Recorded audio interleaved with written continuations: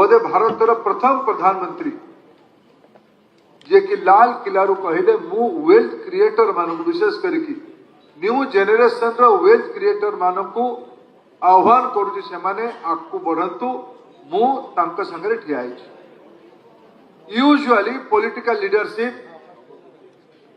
business को promote करे business को पसंद करे किंतु खोला खोली भावे बिजनेस संगे आइडेंटिफाई हवा बिजनेस संगे ठिया हवा कहवा लाल किला कहवा विशेष कर यंगस्टर्स मान को कहवा जे आपण मैंने आगे बढ़ंतु मु वेल्थ क्रिएटर मान को मो द्वारा जहाँ हम साहाय्य करी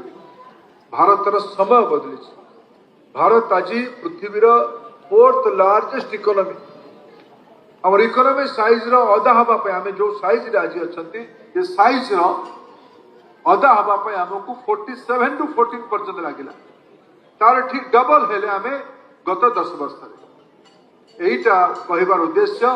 वर्तमान समय अनेक फैक्टर अच्छे कि बड़ फैक्टर है समय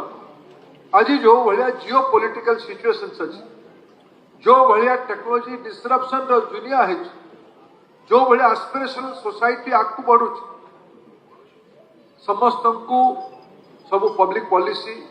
सब पॉलिटिकल लीडरशिप सब गवर्नेंस लोक मैंने सब स्ट्राटेजिस्ट मान गोटे प्रायोरिटी को भाया भाव आम जॉब क्रिएट करवा जॉब क्रिएट सब समस्यार ज्यादा abundance of job is answer of many problems यही समय जॉब सिकर और जॉब क्रिएटर ये भितर गोटे बैलेंस तैयारी करने जो समाज